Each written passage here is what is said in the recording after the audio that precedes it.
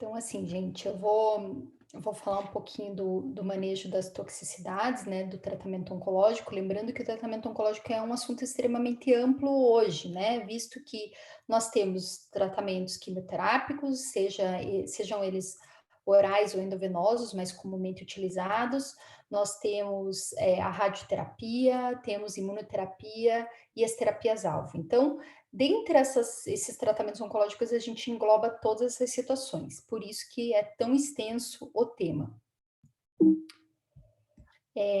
Eu trouxe aqui para vocês uma agenda da aula, então para vocês entenderem qual momento que a prof vai estar no final, né, e acompanharem a aula e conseguirem realmente curtir todos esses temas, apesar de ser um assunto bastante extenso, né. Então eu vou começar contextualizando com alguns cenários clínicos, depois nós vamos passar para náuseas e vômitos induzidos pela quimioterapia, diarreia, toxicidade de pele e fâneros, mucosite, alopécia, cardiotoxicidade, eventos imunomediados e eventos relacionados à radioterapia.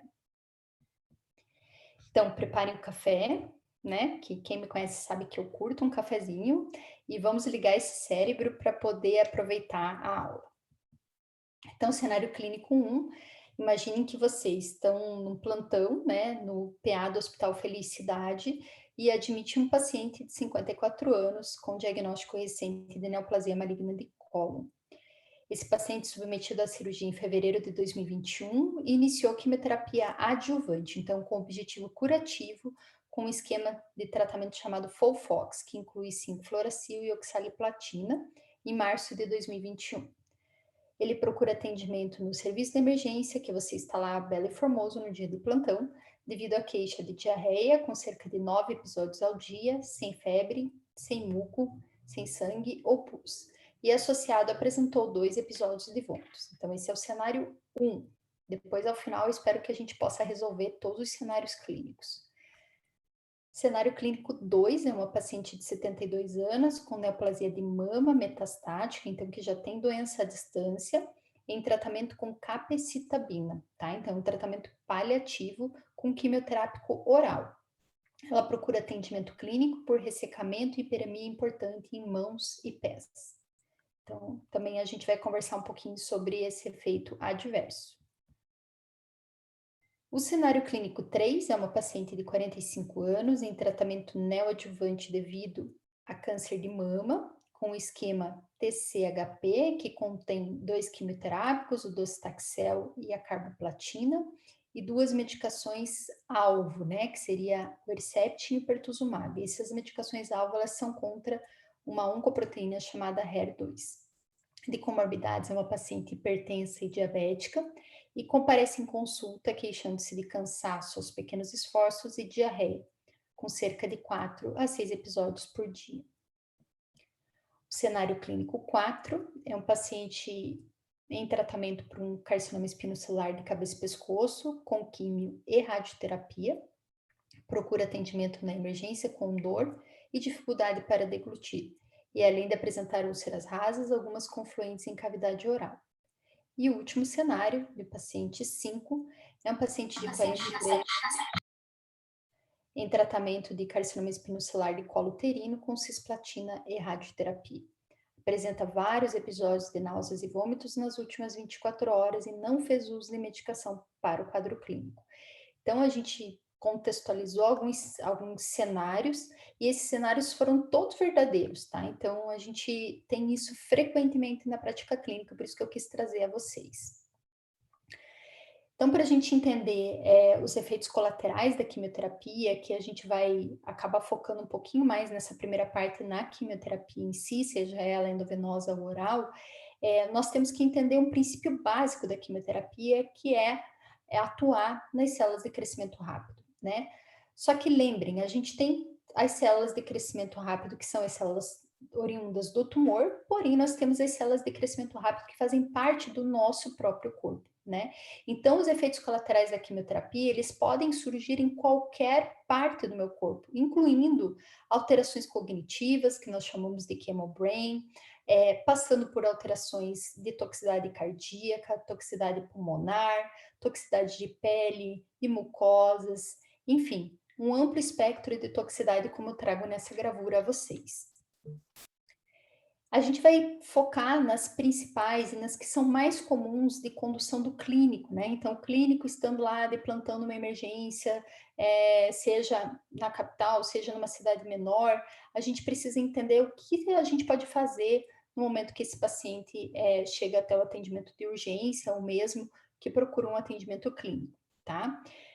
Então, náuseas e vômitos, eles são bastante comuns e principalmente foi criado um estigma em relação a esse sintoma induzido pela quimioterapia. Então, se a gente for ver lá, ativar no nosso Netflix filmes que falem sobre câncer, sobre pacientes que vivenciaram o câncer, a gente vai ver muito essa figura, né?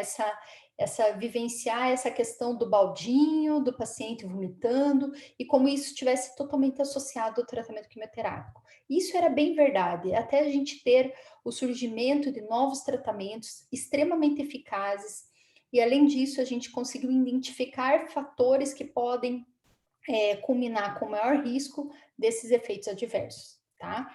Então, por que a gente precisa atuar tanto nesse tipo de evento adverso? Porque ocorre uma piora funcional, uma piora da qualidade de vida, é um motivo de procura médica e pode diminuir a aderência ao tratamento. Em especial se o paciente está fazendo um tratamento via oral, por exemplo, né? Se é um tratamento de quimioterapia via oral que induz náusea e vômito, o paciente pode deixar de tomar um dia porque aquele evento ele realmente é desagradável para o paciente.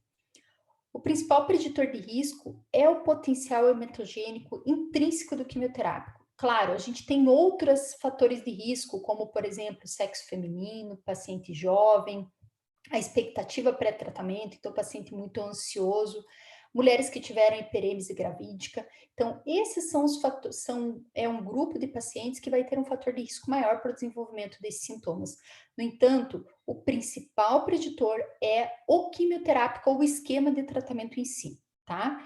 O álcool, então, o consumo do álcool, ele se mostra como um fator protetor para que o paciente não evolua com náusea e vômito. A gente ainda não sabe muito bem por que o mecanismo, mas é algo observado nos estudos. Nós dividimos, então, até para critério de tratamento e de manejo, né, a EMISE em aguda, tardia e antecipatória. A aguda é quando acontece nas primeiras 24 horas, a tardia é quando ocorre após as 24 horas da infusão do tratamento quimioterápico, e a antecipatória é quando ocorre pré-quimioterapia.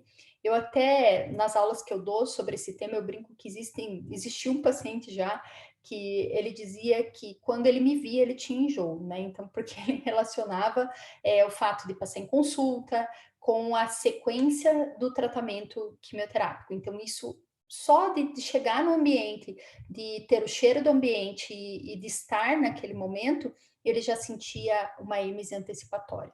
Nós podemos atuar muito nessa êmese antecipatória com um mecanismo diferente do que nós atuamos, por exemplo, na aguda e na tardia. Ele envolve muito mais a ansiedade do paciente. E o preditor de êmese tardia e persistente é os vômitos nas 24 horas iniciais. Então, aqui é uma tabelinha que eu trouxe para vocês do UpToDate, mostrando que, claro, vocês não precisam conhecer todas as medicações, saber essa tabela de cor e salteado, mas, assim, é interessante que ela existe e traz para nós uma objetividade maior em relação ao quimioterápico que nós estamos prescrevendo e o potencial hematogênico, tá? E aqui eu destaco 2 quimioterápicos que nós usamos muito na prática clínica, que é a cisplatina e a ciclofosfamida, principalmente numa dose maior do que 1,5 gramas por metro quadrado, tá? Então, quando nós prescrevemos o esquema, por exemplo, AC, que é muito utilizado para câncer de mama, e a cisplatina, que é amplamente utilizada para vários tratamentos de vários sítios tumorais, nós temos que já nos antecipar ao possível efeito colateral que nós estamos conversando.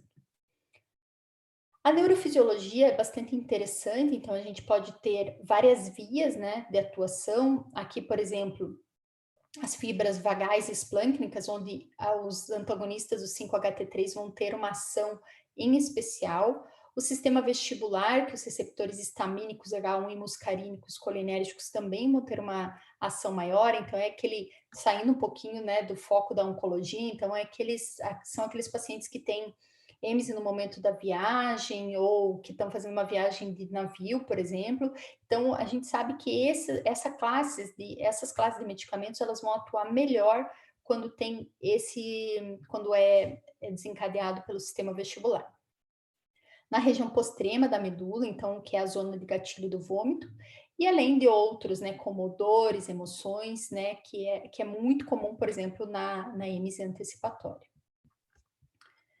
Então, a gente vai ter uma participação tanto do sistema nervoso central quanto das vias aferentes vagais abdominais.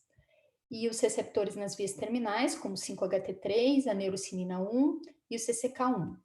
E os mediadores do 5-HT, a substância P e o CCK. E quimioterapia ela vai estimular as células enteroendócrinas, causando um processo de inflamação, né, da mucosa do intestino delgado e a liberação de mediadores pró-inflamatórios. Então, aqui só, eu gosto muito dessa ilustração que eu trouxe do New England, né, um artigo que fala sobre o manejo de náusea e vômito, então mostrando que a gente tem que atuar em diversas vias, né, então muitas vezes nós iniciamos um tratamento medicamentoso, por exemplo, atuando mais na via gastrointestinal, no entanto, se a gente não bloqueia também a zona do gatilho do vômito, muitas vezes a gente não vai estar sendo tão efetivo. Então, importante que a gente tenha o entendimento que são diversas vias que podem estar se comunicando e causando esse sintoma no paciente. Outra coisa muito importante são os diagnósticos diferenciais, né? Então, algo que eu discuto muito com vocês também é que muitas vezes, quando nós vimos paciente oncológico, parece que a gente fecha nosso cérebro e a gente só pensa em quimioterapia e câncer, né? E a gente esquece que esses pacientes eles podem ter situações comuns a outros pacientes. Um exemplo que aconteceu bem recente, né, inclusive na nossa residência lá do Hospital Evangélico, foi uma paciente que me chamou muita atenção. Ela estava em tratamento por um câncer de intestino com esquema FOLFOX, que tem um derivado de platina, então oxaliplatina, que pode causar náusea e vômito. E ela começou a ter vômitos durante a aplicação da quimioterapia, a gente fazendo várias medicações antieméticas e não melhorava, combinou que a gente encaminhou ela para internamento hospitalar. E quando a gente foi fazer o rastreamento dessa paciente, do motivo, né, das náuseas e vômitos incoercíveis, ela estava em franca cetoacidose diabética. Então, assim, o quanto a gente precisa ampliar nossos diagnósticos diferenciais. Aqui eu trago alguns exemplos, né, mas claro, existem mais exemplos ainda que podem estar trazendo esse desconforto aos pacientes, que não apenas o regime de tratamento quimioterápico. Então, aqueles pacientes que estão em quimioterapia, onde eu não espero tanto uma EMS importante, ainda mais que eu estou fazendo um tratamento preventivo, eu tenho que começar a abrir meus olhos e minha cabeça para diagnósticos diferenciais.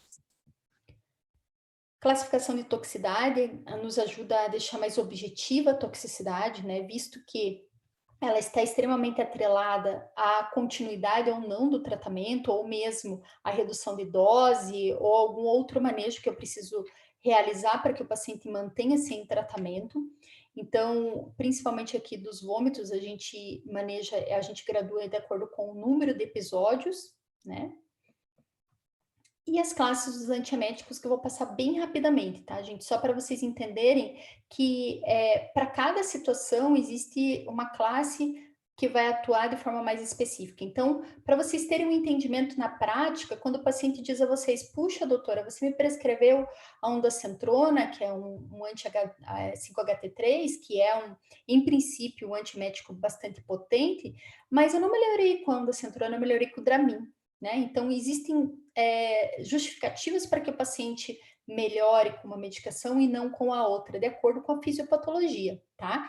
Então, os anti-H1, que são os antihistamínicos, eles são utilizados, né, principalmente no tratamento, nas soluções pré-quimioterapia, então pré-infusão de quimioterapia, em especial de iminidrato, que pode ser utilizado, e que atua melhorando bastante esse efeito colateral com alguns antineoplásicos.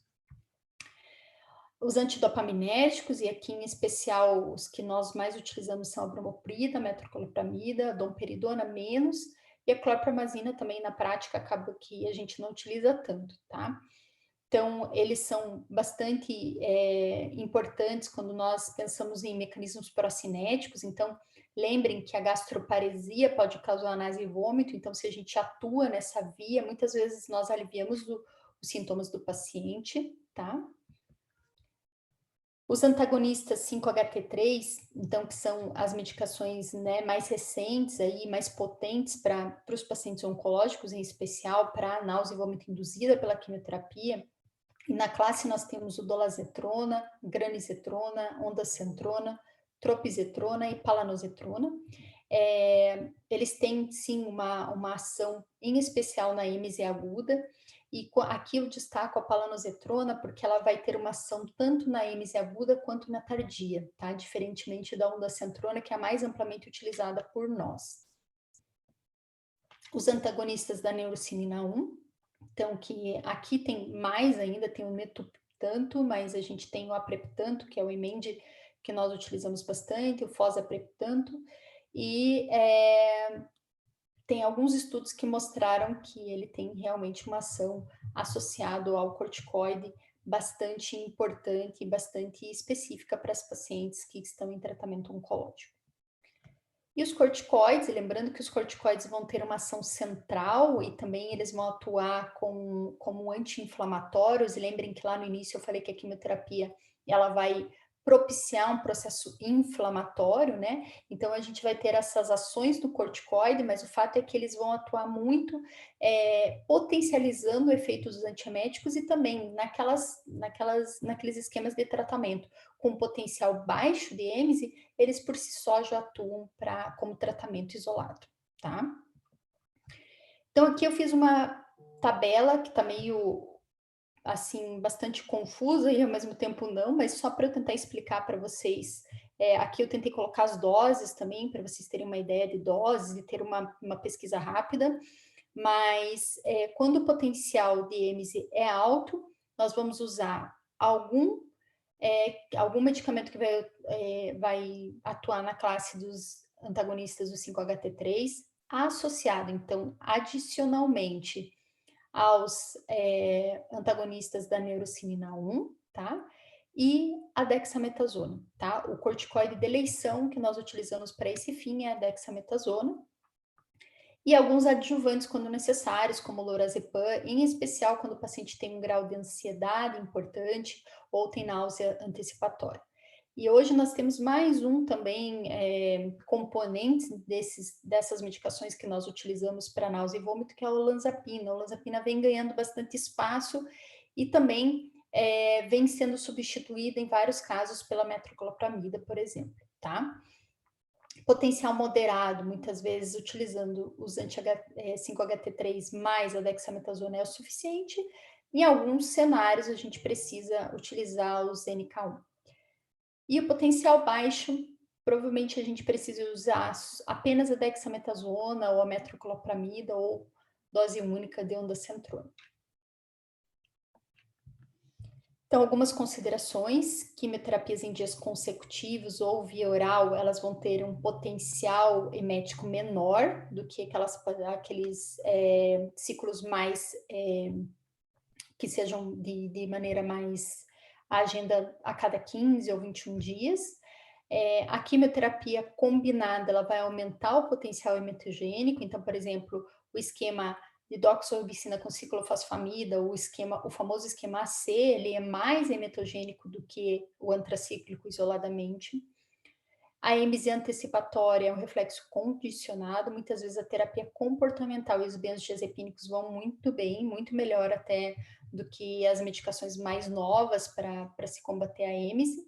E o controle da náusea é extremamente importante, antes mesmo que aconteça o vômito, né? Porque o vômito em si que vai ser uma grande preocupação para nós em relação a complicações, evoluindo tanto com desidratação quanto com situações como broncoaspiração, tá? Então, agora eu vou passar para a diarreia, que é a segunda toxicidade que nós vamos conversar. Então, a diarreia ela pode ter inúmeras causas, né, em relação às causas oncológicas em si, então, como quimioterapia, drogas-alvo, procedimento cirúrgico, radioterapia, em especial quando a rádio ela é localizada em pelve ou abdômen. E os principais agentes quimioterápicos que vão estar associados a esse evento adverso são as fluoropiridinas, então são o 5-fluoracil, por exemplo, o irinotecano, os inibidores de tirosina quinase, que fazem parte das drogas-alvo, e os anticorpos monoclonais. E aqui eu destaco o pertuzumab, que é um dos cenários clínicos que nós trouxemos aqui no início. Então, a avaliação inicial desse paciente deve conter algumas informações, como a determinação do início e a duração da diarreia, quantificar o número de episódios para, assim, nós graduarmos a diarreia, caracterizar o aspecto das fezes, diagnósticos diferenciais, e lembrem sempre de diagnósticos diferenciais, definir o grau de toxicidade, identificar medicamentos que o paciente possa estar utilizando, que possam causar diarreia. Aqui eu dou um exemplo simples e que muitos pacientes fazem uso, que são os antidepressivos ou antibióticos. Identificar alimentos na dieta que causam diarreia e identificar uma diarreia complicada, né? Então, se a diarreia for grau 3 ou 4, uma diarreia grau 1 ou 2 acompanhada de cólicas moderadas a severas, náuseas e vômitos, o estado geral comprometido, febre, sepse, neutropenia, sangramento e desidratação. Aqui, para o nosso quadrinho de diagnósticos diferenciais, então eu trago alguns para vocês. Então, como eu falei, o uso de antibióticos, a infecção por Clostridium difficile sempre deve ser algo que a gente deva pensar. Infecção viral, como por exemplo por citomegalovírus, é um diagnóstico difícil, mas que a gente precisa sempre ter na manga, se possível, diagnóstico, visto que muitos pacientes são imunossuprimidos. Infecção intestinal, síndrome carcinoide, em especial quando nós falamos de tumores neuroendócrinos.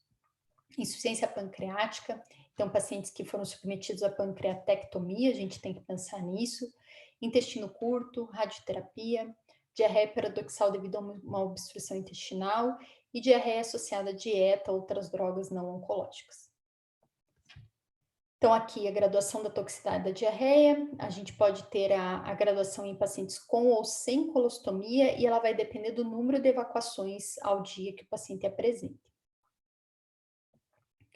O tratamento da diarreia não complicada, então as modificações dietéticas, sempre focar na ingestão hídrica, então ver se o paciente, se assegurar que o paciente consiga ingerir líquido suficiente para se manter se hidratado, refeições fracionadas, suspensão de produtos hiperosmolares, aqui o grande exemplo são os derivados do leite, e a medicação padrão para que a gente utilize nesse cenário é a loperamida, tá? A dose de ataque de 4 miligramas, a gente usa até 2 miligramas de 4 em 4 horas, ou após cada evacuação, com uma dose máxima de 16 miligramas ao dia.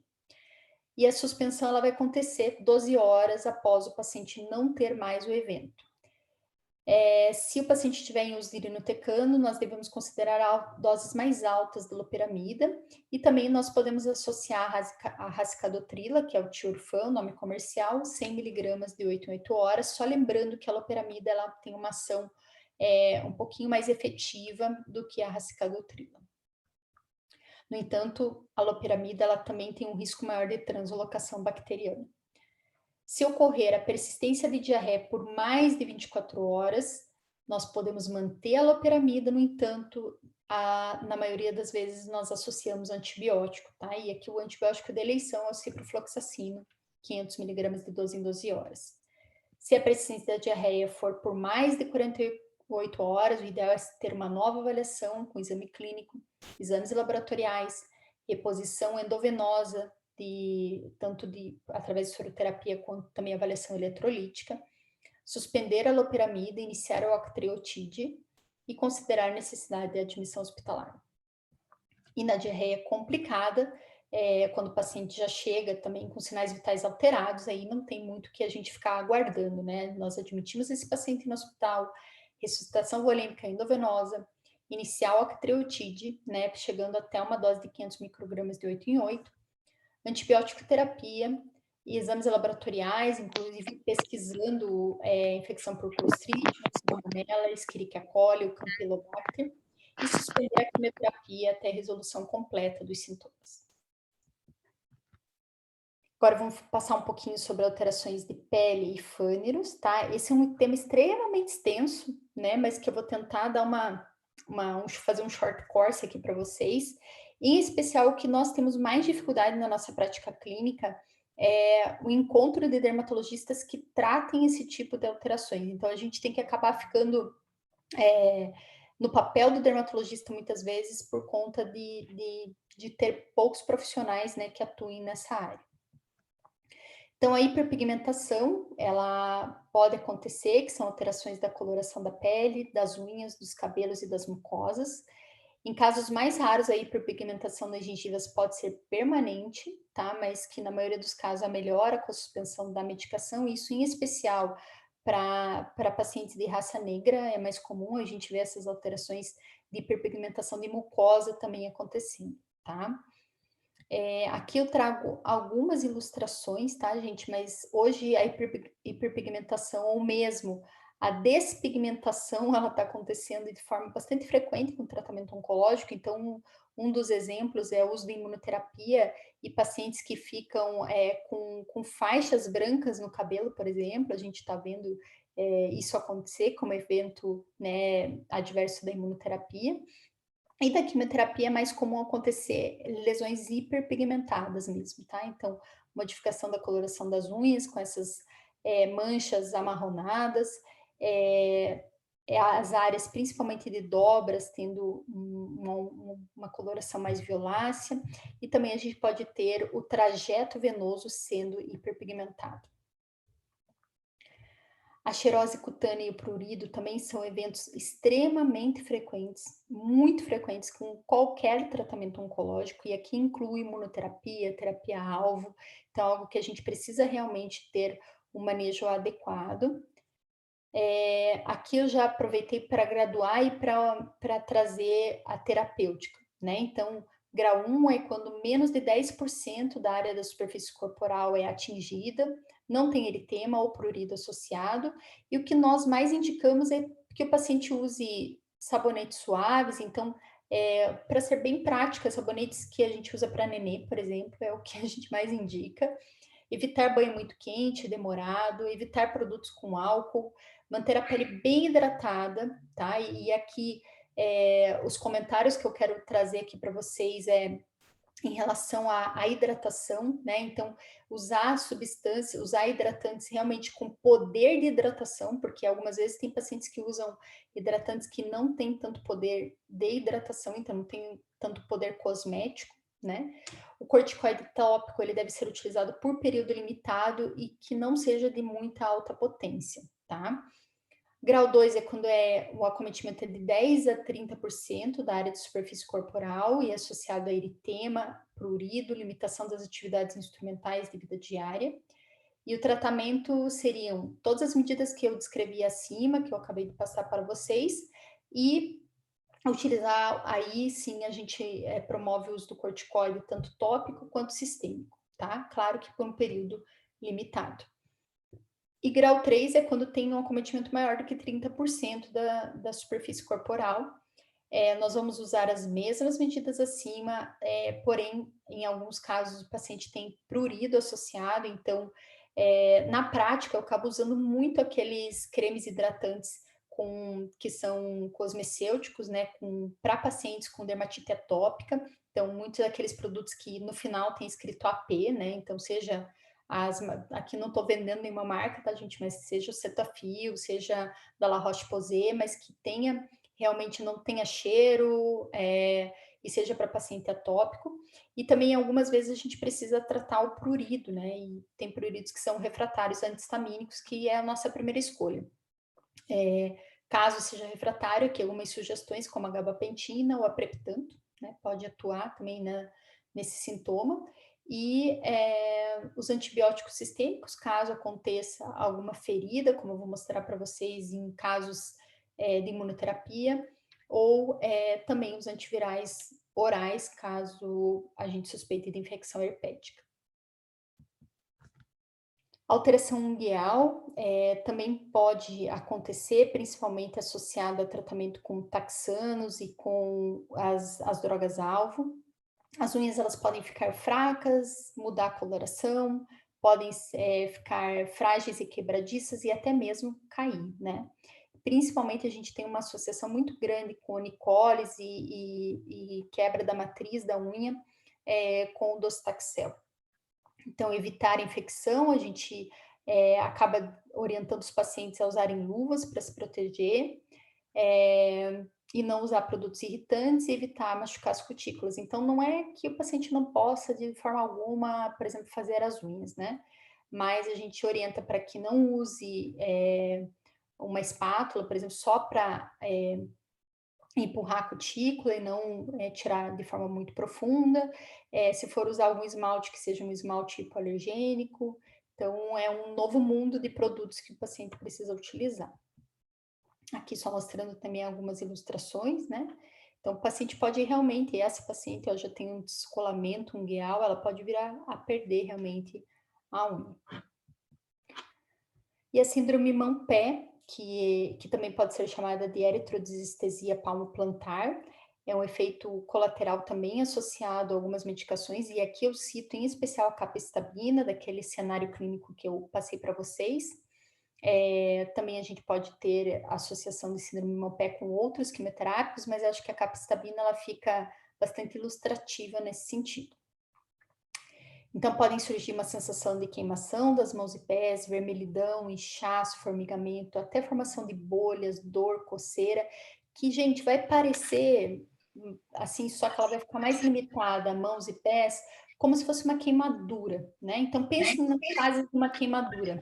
Então, a gente pode ter desde a fase lá que a pele fica mais avermelhada, edemaciada, até chegar na formação de bolhas, né? E com uma infecção secundária, tá? Então, para vocês idealizarem a síndrome mão-pé, é mais ou menos esse curso.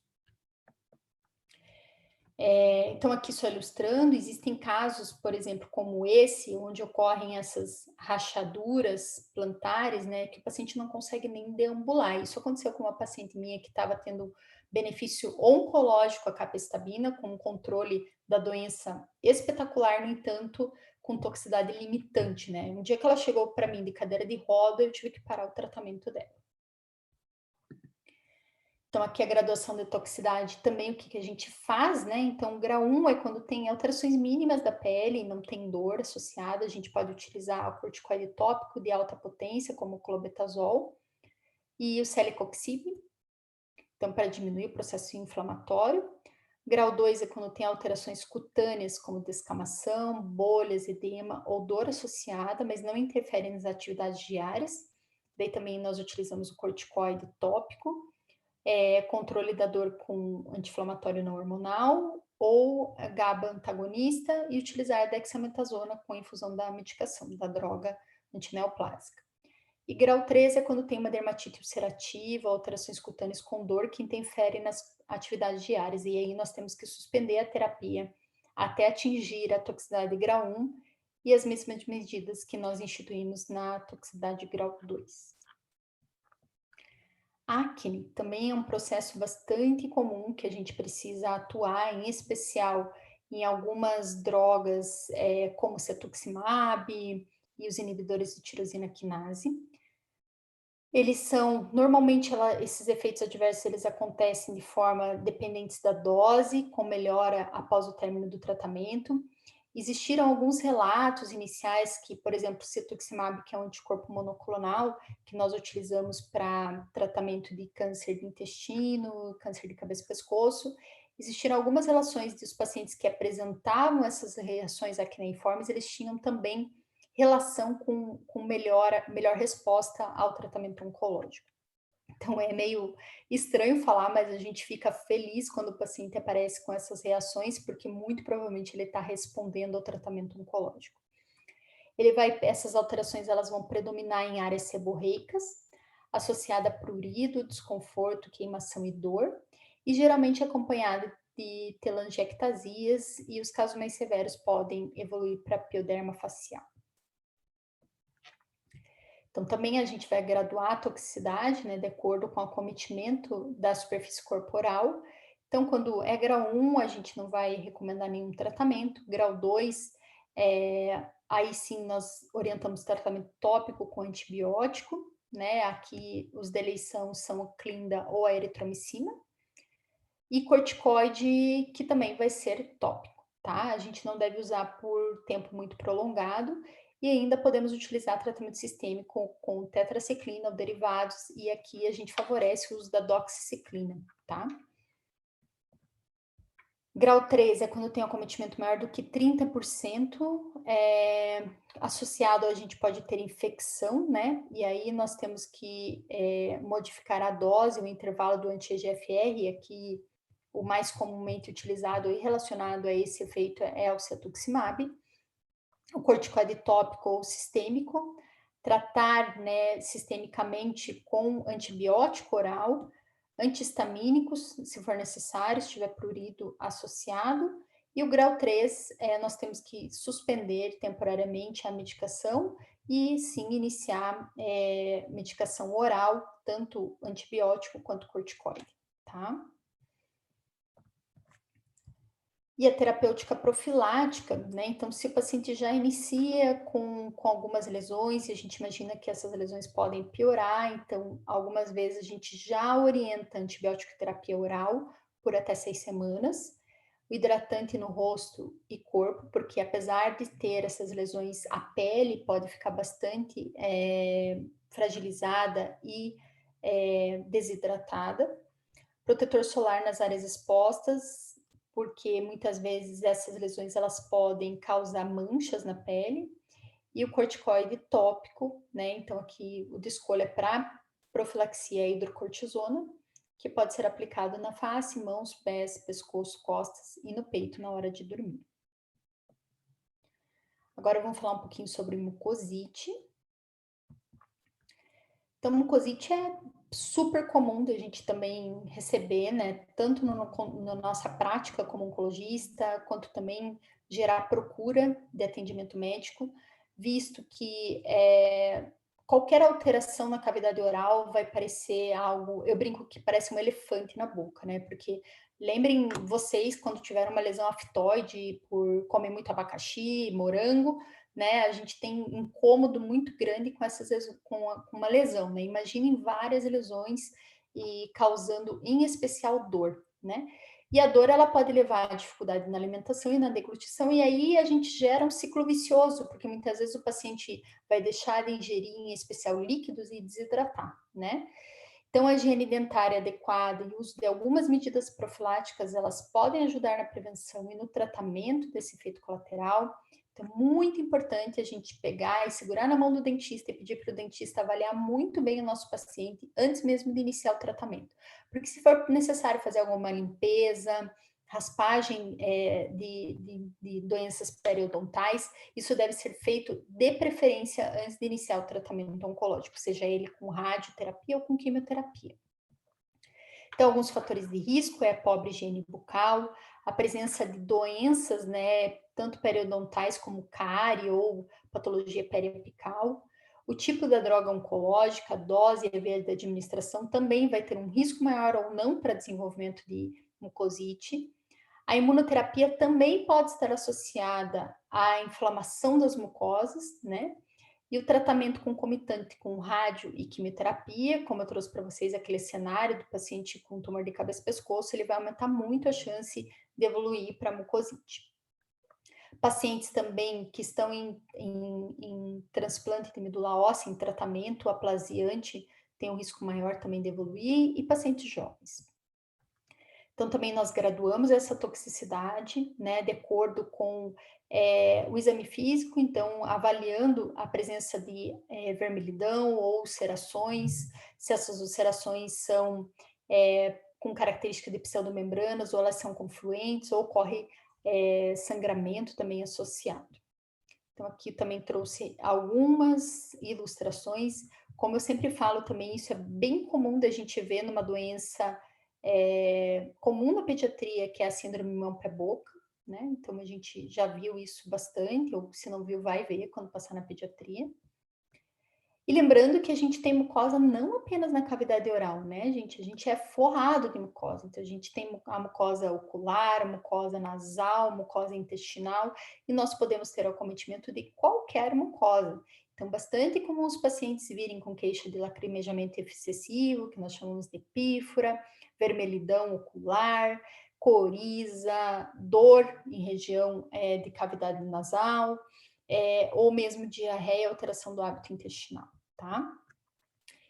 Aqui é importante entender que a mucosite por si só até não incomoda tanto, o problema é que ela pode vir com complicações associadas, né? Então, a dor é uma complicação que vai tanto diminuir a aderência do paciente, quanto dificultar a realização dos ciclos de forma adequada, a redução da ingesta oral também, então causando desnutrição e desidratação, mais grave ainda. Sangramento oral e gengival, em especial naqueles pacientes também que evoluem com mielotoxicidade, causando plaquetopenia. Infecções secundárias que a gente pode ter, tanto por bactérias, fungos ou vírus. Risco de bacteremia, necessidade de redução de dose e ou atraso do esquema quimioterápico, isso levando a um pior prognóstico em alguns cenários, em especial quando o intuito do tratamento é curativo. Então, algumas medidas gerais que nós orientamos, né, que os pacientes devem evitar alimentos salgados, ácidos e muito secos. A gente deve propiciar uma ingesta hídrica de forma bastante enfatizada, né? A higienização oral, ela deve ser realizada, em especial com escova macia, sem qualquer enxaguante bucal que contenha álcool. O uso de saliva artificial em alguns cenários também importantes. Se o paciente faz uso de dentadura, a gente tem que orientar para que esse paciente vá com frequência para uma avaliação odontológica, visto que muitas vezes os pacientes perdem peso e podem também alterar cada dentária e a dentadura pode machucar, né, causar lesões. Bochechos com água bicarbonatada também ajuda a manter tanto o pH da cavidade oral quanto prevenir as lesões tipo afta. E também, hoje nós podemos utilizar alguns agentes de revestimento da mucosa, em especial quando o tratamento que nós vamos prever que o paciente vai evoluir com uma mucosite mais grave. Então, o manejo vai ser com analgesia. Nós podemos usar tratamentos tópicos, como lidocaína 2% ou morfina 2%, saliva artificial. Podemos também, em alguns casos, dispor da crioterapia. Não há benefício da administração profilática da solução de nistatina. A gente só vai usar a nistatina quando o paciente evoluir realmente com lesões compatíveis com monilíase oral. E a laser terapia tem sido uma ferramenta extremamente utilizada e extremamente útil para nós, tá? Agora vamos falar um pouco do temido efeito colateral pelas pacientes. Para nós, muitas vezes na consulta médica passa, né? Mas não vai ficar sem a paciente perguntar sobre a queda de cabelo, né? Então, assim como náusea e vômito é extremamente estigmatizante para aqueles pacientes que estão em tratamento oncológico, a alopécia, que é queda de cabelo, então, eu acho que talvez seja o top mesmo, o número 1 do incômodo das pacientes em relação ao tratamento oncológico. Então, ele é o mais temido dos efeitos colaterais pelas pacientes. Acho que está até passando essa novela, né, gente? Não sei, eu tô meio desinformada, mas eu acho que está passando de novo. Está relacionado à depressão, autoestima, dificuldade de retorno ao trabalho e também em relação à sexualidade, em especial aqui da mulher, mas também do homem, né? Tem muitos homens hoje que se incomodam com o fato de perder o cabelo. O que a gente normalmente orienta para as pacientes, né? Então, dependendo do esquema de tratamento que a paciente vai receber, nós sabemos que vai acontecer esse efeito colateral. Então, a gente já orienta de forma preventiva a paciente. Olha, seu cabelo vai cair em torno de 14 dias após a primeira aplicação. E quando ocorre a queda mais pronunciada do cabelo, nós já devemos orientar as pacientes como lidar com essa situação, seja raspando o cabelo, utilizando prótese capilar, que são as perucas, utilizando lenço, turbante, né? Por quê? Porque esse momento de queda maior do cabelo, ele vai trazer com ele um fundo psicológico muito grande, então vai realmente atrapalhar o curso do tratamento da paciente do ponto de vista psicológico e também pode causar dor. A queda do cabelo ela pode causar dor no couro cabeludo. Hoje nós temos, né, em alguns locais a possibilidade de se fazer crioterapia, em especial no cenário privado, né? A crioterapia é o esfriamento do couro cabeludo um pouco antes do início do tratamento e durante toda a infusão do tratamento. Aqui eu trouxe duas celebs, né, que fizeram o tratamento com crioterapia. Então, aqui é a esposa do Marcos Mion, Suzana Gulo, e a Sabrina Parlatore. Também a gente tem as opções, né, enfim, assumir a careca, usar lenço, usar turbante ou usar prótese capilar, que seria peruca. Algumas considerações sobre a touca térmica, né, que é crioterapia. Então, a gente hoje tem 2 dispositivos aprovados pela FDA, que é o DigniCap e o Paxman. A questão do desconforto térmico, ele é real, né? Então, tem pacientes que têm enxaqueca durante o uso da touca.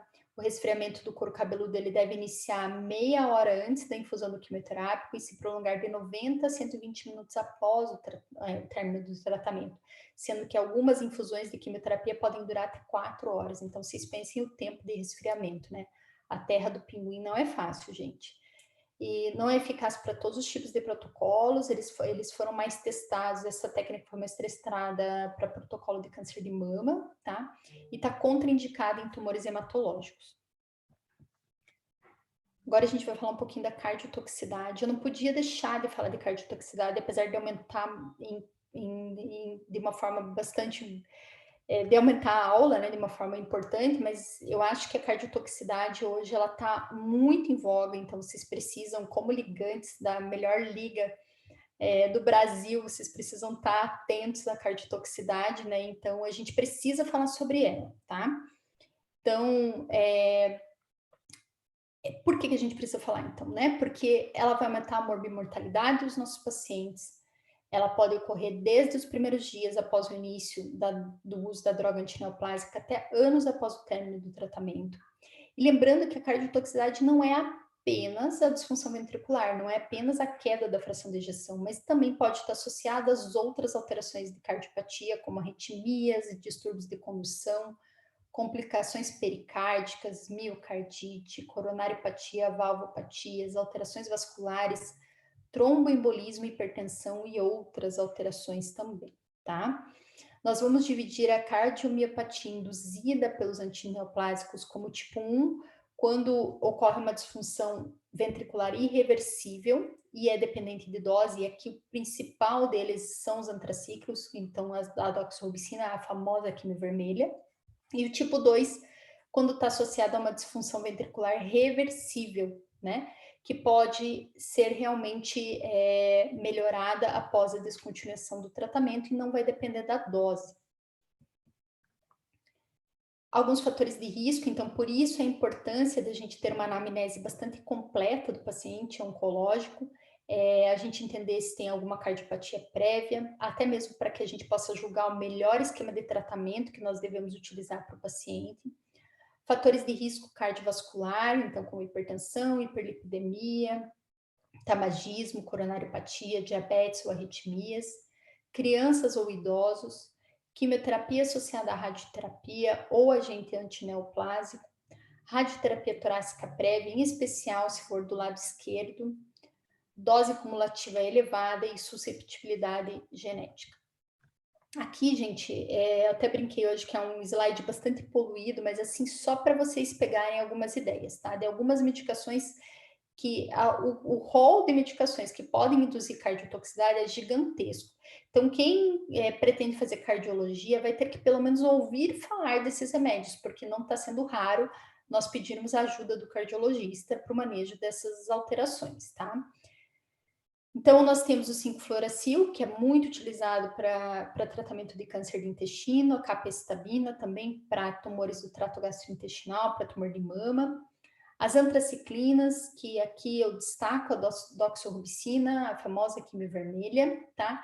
que aqui vai estar associado a uma cardiomiopatia tipo 1, então, que é dose cumulativa e normalmente é irreversível.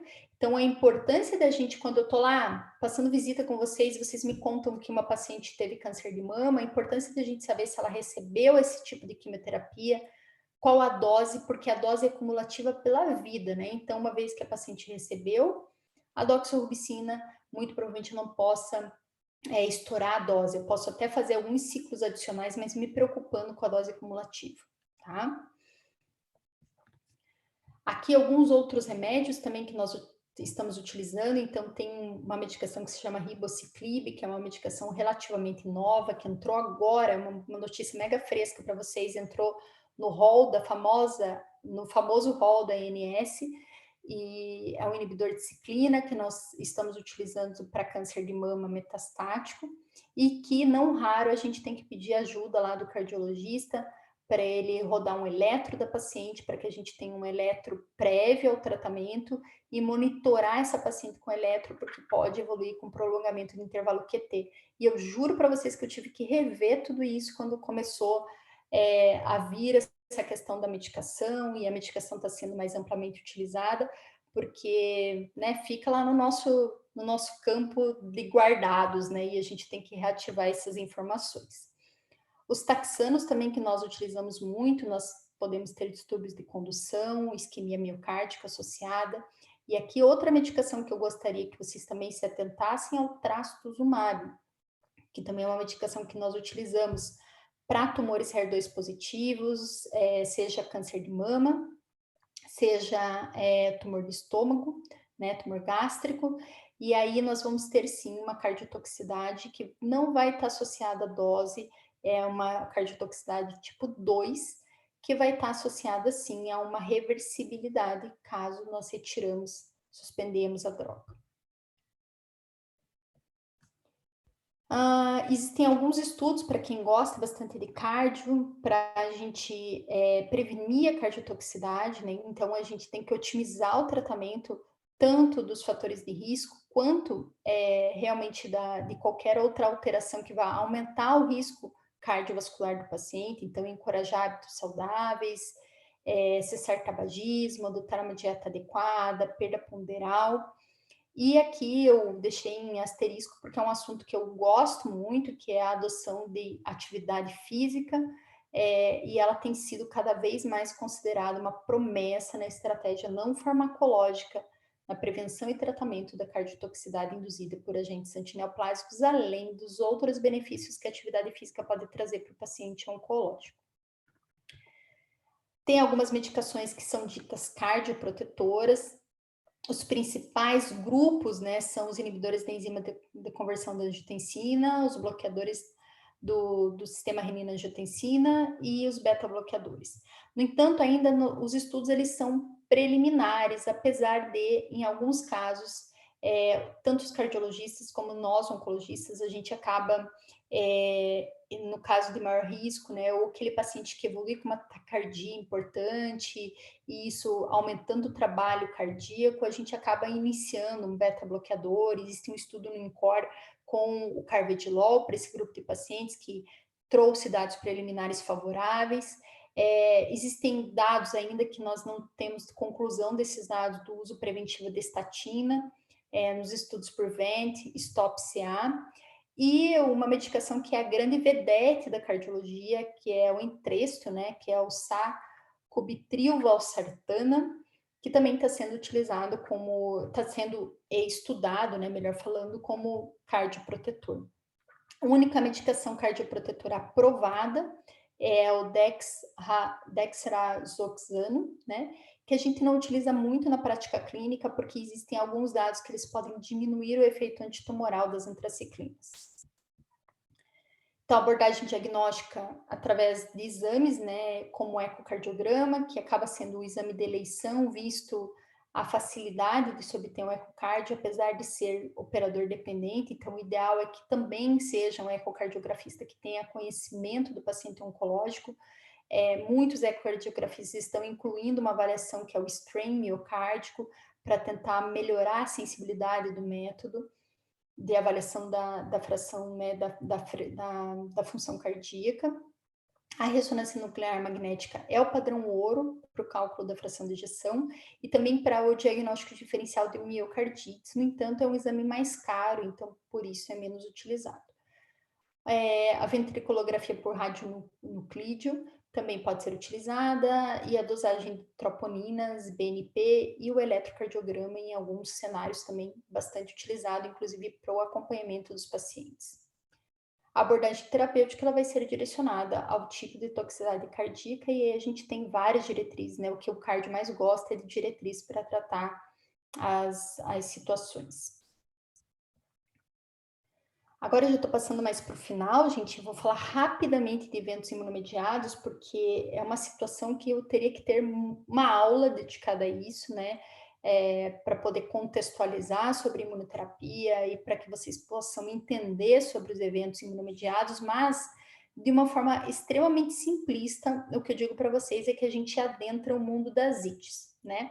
Então, lembrem da musiquinha do Zé Meningite, exatamente são os efeitos colaterais que a gente imagina na imunoterapia, que pode ser qualquer inflamação em qualquer órgão, sendo que as inflamações mais comuns, as ites mais comuns são tireoidite, pancreatite ou pneumonite, graças a Deus não é tão comum, porque é uma situação extremamente difícil da gente manejar. Colite pode acontecer também, dermatite, tá? Que são as situações que a gente mais vê, endocrinopatias, como hipotireoidismo, a gente vê bastante, alterações no metabolismo da glicose, e além das ites fadiga. Então, a gente pode ter até inflamação muscular, tá? Então, é esse mais ou menos esse escopo de tratamento, de efeitos colaterais que nós imaginamos quando nós indicamos imunoterapia. E também, de uma forma simplista, quando nós estamos diante de uma toxicidade induzida por imunoterápico, a gente programa, né, também através da graduação de toxicidade, o que nós vamos fazer para o paciente. Aqui eu trago um exemplo de um paciente meu que estava em uso de um imunoterápico para um melanoma, né, metastático. Ele já estava numa fase mais avançada do tratamento, mostrando que esse evento pode acontecer a qualquer momento, sendo mais comum nas primeiras 12 semanas, tá? Então, os eventos imunomediados podem acontecer a qualquer momento, sendo mais comum nas primeiras 12 semanas, e aí nós vamos, de acordo com a graduação do evento, nós temos que interromper o uso do imunoterápico, resolver o processo, e normalmente é com o antagonista do imunoterapia, que é o corticoide em altas doses, e dependendo da graduação do evento, se for uma graduação 3 ou 4, nós não podemos retornar com a imunoterapia, tá? E aqui eu vou falar, finalizando quase, sobre a radioterapia, né? A radioterapia é um tratamento mais localizado, um pouco diferente do tratamento sistêmico, que seria através de quimio, imunoterapia ou terapia-alvo, tá? Então, é um tratamento que ele vem com inúmeros objetivos, seja ele curativo, seja ele paliativo, tá? Porém, ele vai estar mais sendo realizado num local mais designado, né? Então, que nós chamamos assim como tratamento cirúrgico, um tratamento mais localizado. Os principais eventos adversos, eles vão se distribuir de acordo com o local do tratamento do paciente. Então, aqui eu trouxe um pouquinho separado para vocês. Por exemplo, se for um tumor de cabeça e pescoço, nós podemos ter alteração do paladar, dor ao deglutir, reações de pele. Então, a gente pode ter modificação da coloração da pele, por exemplo, aumentar o risco de mucosite. Lembrem lá quando eu falei sobre mucosite, quando a gente associa químio com rádio, pode aumentar a chance de mucosite, e também xerostomia. Na região torácica, a gente pode ter fadiga, podemos ter lesões pulmonares induzidas pela radioterapia, reações de pele, perda de pelos no local do tratamento, prurido na área tratada, perda de apetite e náuseas. Na região pélvica, alteração do ritmo intestinal, então pode ter tanto diarreia quanto constipação, mais comumente diarreia, reação de pele também, perda de pelos no local do tratamento, e também podemos ter alterações vesicais, né? Então, que nós chamamos de lesões induzidas pela radioterapia. Então, essas lesões elas podem ser tanto agudas quanto a longo prazo. Então, aqui só mostrando alguns efeitos colaterais de radioterapia na mama, né, ou no plastrão. Então, a gente pode ter desde alterações como lesões eritematosas, até um eritema um pouco mais pronunciado, até ulcerações, né, e uma lesão mais importante com escurecimento da mama, bem importante. Também a gente pode ter linfedema associado à radioterapia, principalmente quando a gente atua no tratamento da drenagem linfonodal, então a gente pode ter esse efeito adverso tanto da cirurgia quanto da radioterapia.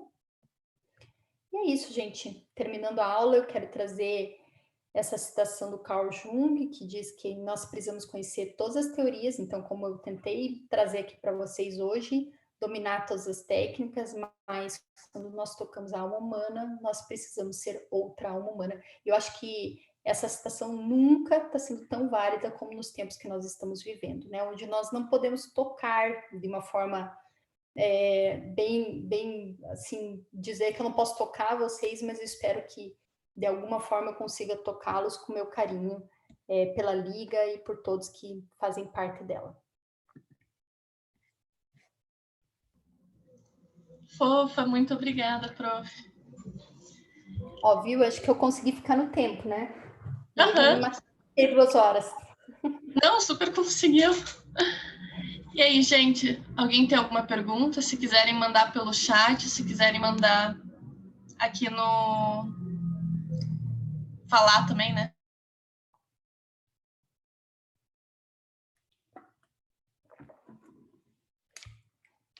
Pessoal, e se vocês quiserem voltar lá nos contextos, né, acho que eu trouxe caso de cardiotoxicidade, trouxe caso de mucosite, e realmente foram casos